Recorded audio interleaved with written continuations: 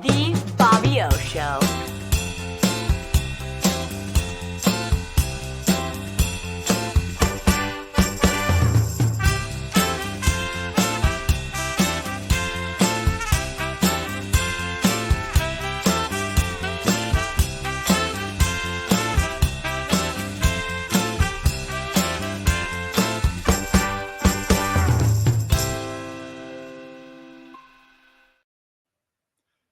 Welcome to the Bobby O Show. My name is Bobo Potzner. I'm here having just gotten over laryngitis, so if my voice sounds a little dull, that's the reason why. And I hope this show, which is the last one for the 2023 calendar year, goes well because I have a wonderful guest named Larry Riefberg, who I will introduce in a moment. This being the last show of 2023, we're not going to do today a recap of the year, but we all know that this has been an up and down year. And a lot of the problems have, for those who follow democracy and politics, know that part of the problem is what's going on in our need to protect democracy, which makes this show a particularly important one because my guest, Larry Riefberg, is the current chairman of the Democratic Town Committee of Danbury, Connecticut, and he has been instrumental with many other people in the successful election of Roberto Alves to the mayoral position in Danbury. And we're going to talk a little bit about the election and how things developed well, et cetera, to bring 2023 to a close in an upbeat kind of year. Larry Riefberg, shalom. Shalom, my friend, and it's a pleasure and honor to be your guest. Larry and I have known each other for many, many years, and we've been on other sides and the same side of cases. And Larry, tell me a little about yourself, because you have a background, you and your family, of being longtime Danbury residents. I was born here. My mom was born here. Her parents had a ladies' clothing store in town called Stanley's.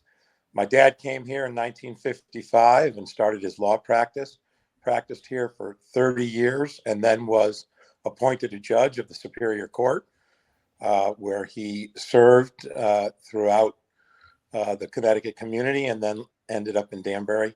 I was proud to take over the law firm then in 1985 from him, and I've been practicing law for 41 years now.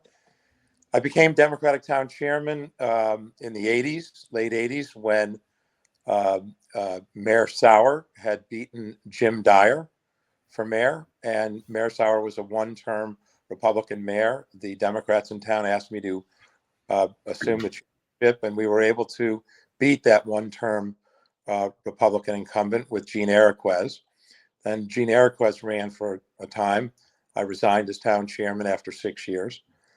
And I practiced law, raised a family, and was still active politically, but not as much. And then recently I rejoined the Democratic Town Committee.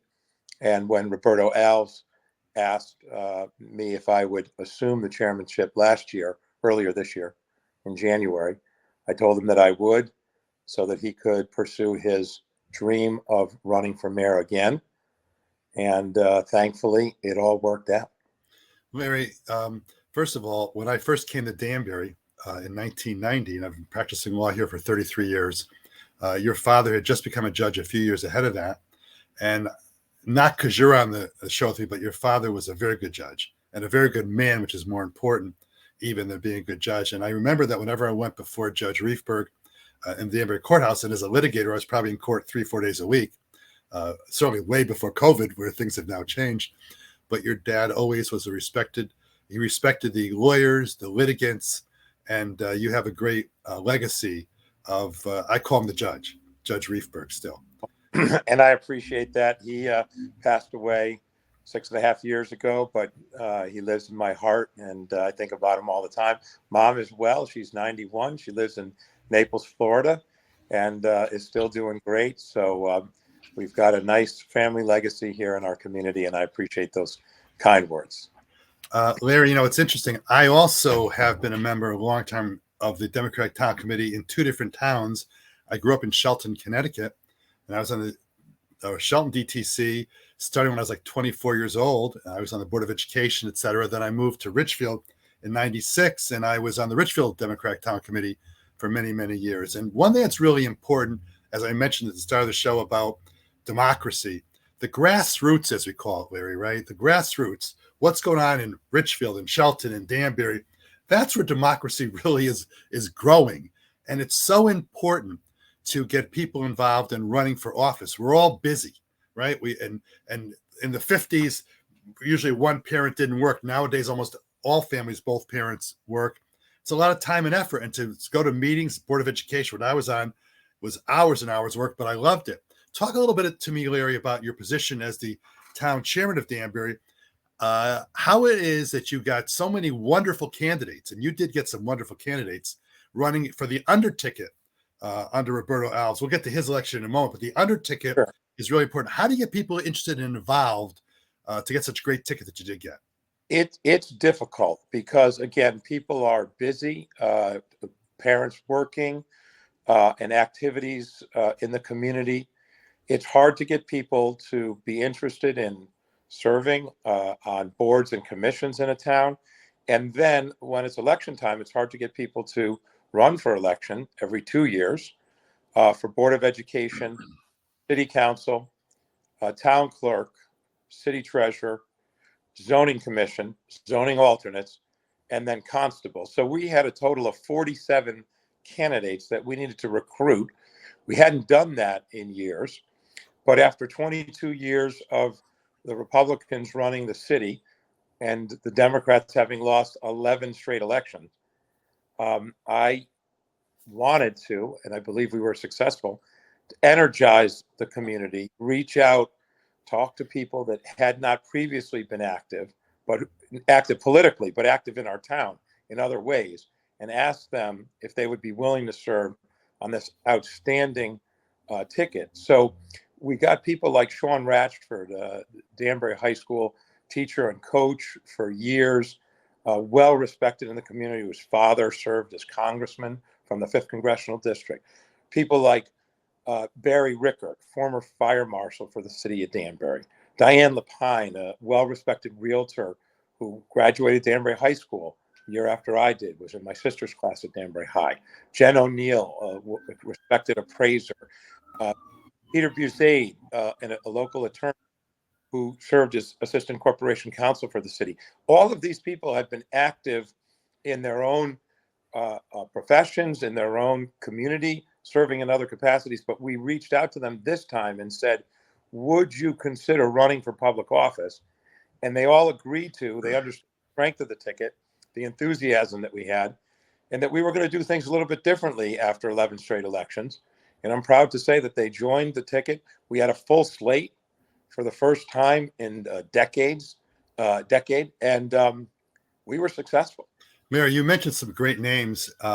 You mentioned the name of Sean Ratchford, but I'm referring to Congressman Bill Ratchford. When I first got on the Board of Ed in Shelton as like a 23-year-old kid in 1978, Bill Ratchford was either on Congress, I think he had already been on Congress at that point in time, but he and his wife, even though you're Danburyans, he was in Shelton, which was in your congressional district, all the time. And they were just wonderful, wonderful people. And quite frankly, when Bill Ratchford lost in the Reagan landslide, that impacted me because I said, if someone is wonderful as Bill Ratchford, and Bill Ratchford, I think, was number one in his class at Georgetown Law School, as I recall. His wife was great. The young kids were running around. I said, if Bill Ratchford can lose, then maybe I should focus on the law and not become more than just Board of Education member. So, well, we're hearing that name is important to me.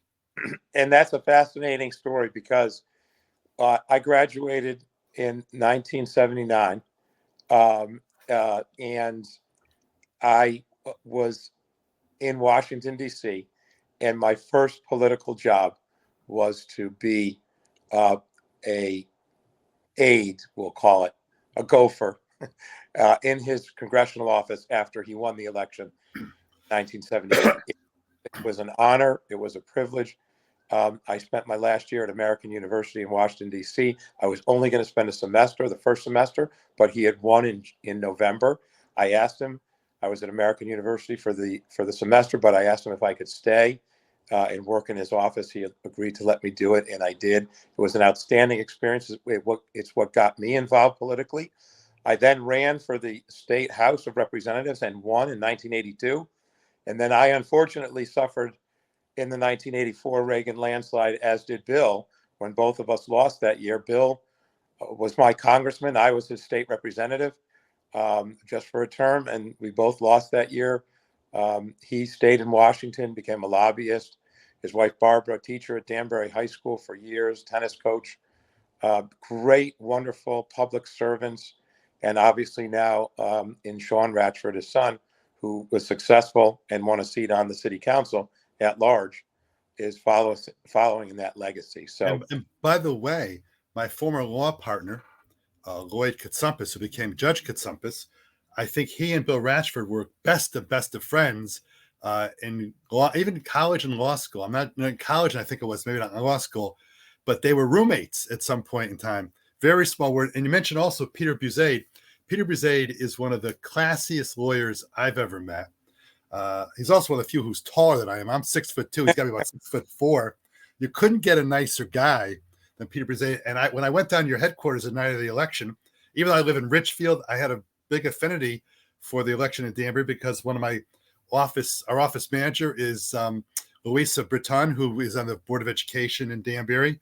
And Joe Breton is her son, who's also on the council. So I was interested, and I walked into your headquarters and I said, wait a minute, Peter Buzade is, I didn't even know that. So you really got a classy group of people running in your town. You get a lot of credit for that. The thing I want to point to you is I last ran for office and I was 5 for 5. Somehow I won 5 out of my 5 elections, all 5 of them. But running, my last election was in 2023-ish. And it's a lot different 20 years later in how you do elections. And I'd like you to talk to me a little bit, since you were involved in 82 running, which would be, 30 years ago. Tell me a few of the differences in running for office for Roberta's campaign as compared to what it was like 20, 30 years ago. Yeah, it's 40 years ago, if you could believe that. I was being kind, Larry. I appreciate that. And by the way, just back on Peter for a second, so successful was he in terms of running and then gathering the support of his colleagues that he is now the city council president, which is just a wonderful honor and a great thing for our city. Things are hugely and vastly different than they were. We had sole sources of media that people relied on. The local newspaper, the News Times, had vast circulation. We had local radio stations that were widely listened to by the local community. And that's where people went to get their local news. Now that has all changed. Obviously, all, News Time's still around, WLAD, WINE, WRKI, all of those stations, 98Q, they're still here, but people don't get their news from those sources. And the print media in general, circulation is down. So people go online on their phones, on their tablets, and try to find news in another way. So whereas in addition to that, you had people with home phones. And people would talk to you on the phone. They would answer the phone. There was no caller ID. So when the phone rang, you didn't know who was calling. And now, of course, very few people have home phones. Those that do have caller ID, they're reluctant to answer when they don't know who it is. So they let it ring into voicemail. People aren't home. So it is vastly different the way in which we communicate with voters. Facebook, TikTok, Instagram, text messaging, trying to reach people on their cell phones. Obviously, we still go door to door because meeting people and speaking to them in an environment in which they're comfortable is always the best way. Attending events is great as well because you get to shake hands and talk to people, but they're usually there for a different reason. So you can go to the San Gennaro Festival downtown or the Irish Cultural Festival or the Portuguese Club, but usually the people are there for another reason, and they may be loath to talk to politicians when they're in the middle of doing something else. So it's a good way to meet people, but it's not a good way to engage in what it is that they're interested in. So that's why still the door-to-door effort is important, but it is vastly different. And it's a challenge. I used to enjoy, Larry, the campaign. A lot of folks didn't. And when I ran in Richfield, I would be in front of the recycling building. I'd go in front of town hall. I did a little bit of door knocking, but Susan Coco, whose daughter Francesca Capodilupo, I think, was your campaign manager. Susan, and she was the chairman of DTC in Richfield. I was the vice chairman for a few of her years, and we used to discuss about telephones. And I'm not a big advocate of using the phones, even years ago, because I never like to get bothered by. And now they have robocalls, which are crazy. But I think it's hard to get people to listen, and it also makes it harder to overcome misinformation. And that's a real problem, even before you have AI, artificial intelligence kind of things going on, and ChatGPT, et cetera. It's very hard to keep in fact, that's a real problem nationally. And I'm not going to get involved in this discussion with the Trump situation, but it's very hard to get the truth out. So you guys did a wonderful job in getting Roberto elected. And I got to tell you, I went to the debate between he and Esposito at the Amber Room, and I was very impressed with the knowledge. Usually you'll find the incumbent knows more than the one who's not the incumbent, because you're there every day as the incumbent. You're reading the articles and all that stuff. And I was very impressed as to the knowledge level of Roberto. Even though it was the second time to run, he seemed really much on top of some very difficult questions. How do you get your candidates to get that level of knowledge, and how did it work to get Roberto so attuned to the questions and able to answer some very difficult questions at the debate? Well, and let's start with a name that you had mentioned earlier, which is Francesca. She was Roberto's campaign manager. She is outstanding, knowledgeable, brilliant tactician. She is now serving in the mayor's administration as communications director at City Hall. So he brought her into the administration. So you start with a great staff.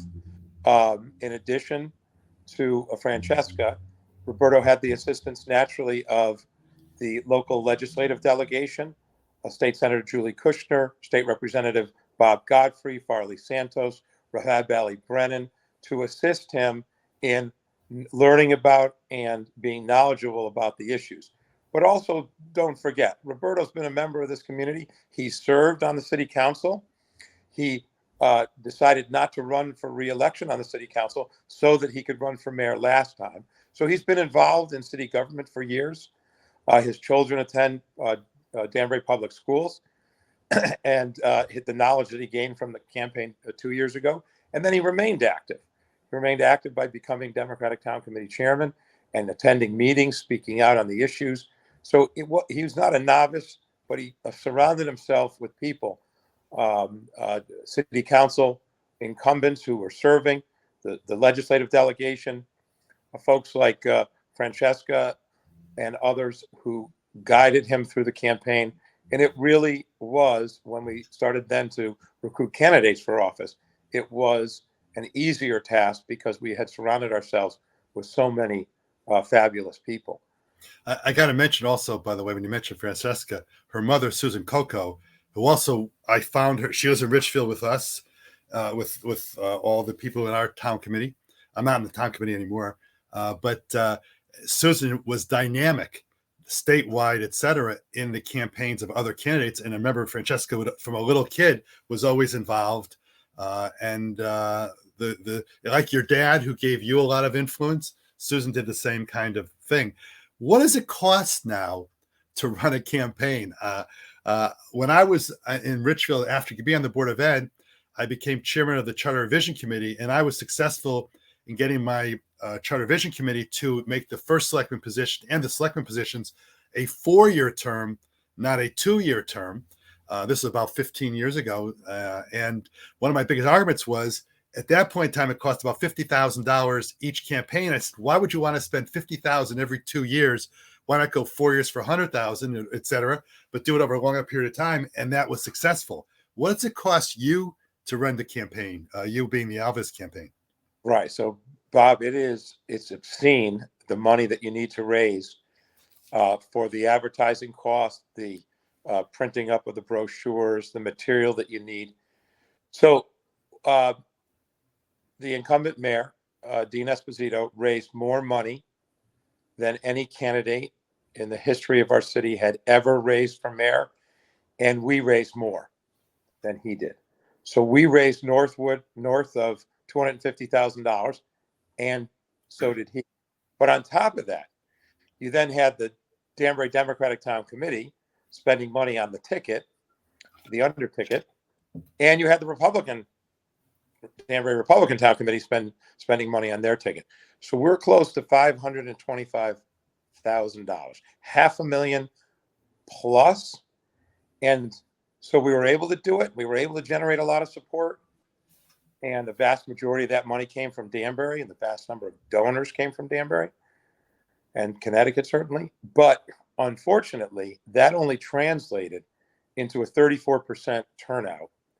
So one of my biggest joys, naturally, was that after 11 straight elections and 22 years of Republican administration, which we believe was failing the city, we turned it around, and we believe we're on a new path. But so that was exuberant and joyful, and I was thrilled with the effort. But all of that money, all of that effort, all of the work that everyone did only translated into a 34% turnout. And that, by the way, is 34% of the registered voters. And we know that there are many people who are over the age of 18 who are not registered in the first place. So we have some work to do. And a part of it you touched on as well. So first is what we need to examine. What is it about the municipal elections that are so important that we need to better educate our voter base? It's about paving of roads. It's about planning and projects that get approved in our community. It's about wonderful schools. And by the way, we do have wonderful schools in Danbury and an outstanding staff of teachers and administrators who need to be supported even more than they have been in the past. And as we know, a great education system drives up property values. And so these are the things on a day-to-day basis: property taxes, great schools, roads and bridges, and planning and zoning projects, traffic. These are the things that are most important in everyone's daily life. And yet, only 34% of the people turned out to vote. And most of them, if you ask today, most people don't know who their city council person is, what ward they live in, and who might be a member of the Board of Education or zoning. So it's a big education process, and we want to do that not just at election time, but also throughout the season, because although we know another election's coming next year, the municipal election is every 2 years in Danbury. So that gets to the second thing. So first is, how do we better educate the voter base so that there's a greater turnout? And the second is, because of the necessity to do so much in such a short period of time. And I mean do so much, meaning raising the funds that you need to get out your message, but also to try to accomplish real and meaningful change in the community. It should be a 4-year term. I agree 100%. And it's I didn't realize until, I always have a prep before my show, as you know. And I was amazed at the number of $250,000+ per candidate to run for election. And that really is not money. It's well spent because you won the election, but it's not the way to do it. And one of the real problems, we only have about 4 minutes left in the show. We could go on for hours, you and me, but one of the big problems is misinformation. And I'm not talking about Danbury, I'm talking about worldwide. And I'll just give you a quick example. There was a poll done about Joe Biden, President Joe Biden, and somebody said in the poll that she disapproved of Biden. Why did you disapprove of Biden? She was asked. Well, because he did not support abortion being allowed. And the questioner said, what are you talking about? It was Trump who was the one involved in getting the Supreme Court justices to overturn Roe versus Wade. And the person said, oh, I thought because Biden was president, that's what he wanted. That is such ridiculous lack of information. I think to myself, wait a minute, maybe go back to civics 101 in high school and whatever. But if people don't know the facts, as we go down in the future, we're going to have problems forgetting about the turnout, having the turnout vote the way they want to vote, but they don't know how to vote. We have a number of challenges, right? We have the need for more people. I've always said democracy is a participatory sport. if you don't participate in the greatest opportunity for freedom in the world, democracy will fail. And so we want to encourage greater participation. So we need greater participation, and obviously we need greater education, because again, there's a lot of misinformation, and that has become harder, as we talked about earlier, because there's no central source as to where people are getting their news sources from. So we need to do some charter revision.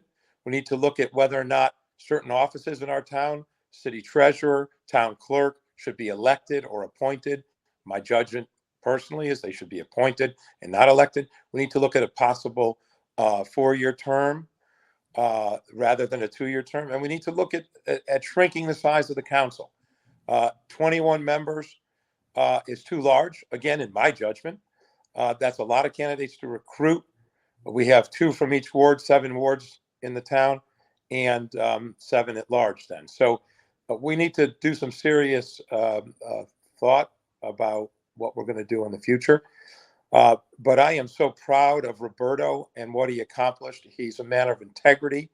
He's a man of honesty and openness. He wants to and will always be transparent. He's a fantastic listener, which is what you need in a great politician. And he will listen to everyone. He is thoughtful. He will seek the advice of many, and he will then make his best judgment. I am so thrilled that he's been given this opportunity, so thrilled to be a part of that election campaign, to be his friend, to be his comrade, his confidant in this venture. I'm so happy for our city, the city that I love, the city where I live, the city where I raised our family and our children. And it's been just a great, Larry, but you know what, Larry, as we wrap up the show, Roberto was phenomenal. You mentioned Farley and Joe Britton and Luis. We've mentioned both those names. It takes a village, and you have been able to be part and parcel of getting a tremendous mayoral candidate who now has been successful in Roberto, but he has a team, and you do need a team. In the last minute of the show, in this last show of 2023, I'm going to wish Larry, you and your family, health and happiness, and to my viewers as well. And I want to give some praise behind the scenes of my show, The Bobby O Show, are Jonathan Capiello and Candy Ann Timnev, who are my directors of the show and are really the brains behind the organization. You just see this pretty face, mine, not really, but you see me on the show, but there are so many people behind the scenes at Comcast who are the cause of making this to be a wonderful show. I look forward to seeing you all in 2024. We'll have Larry Riefberg back. I do intend to have Roberto's wife and Farley's wife and other people involved in the Danbury process, because even though I live in Richfield, I have a great affinity to this wonderful city of Danbury, Connecticut. This has been Bobby O, Bob Potster, saying Happy New Year. Shalom. Thank you, Bob. Thank you, Larry.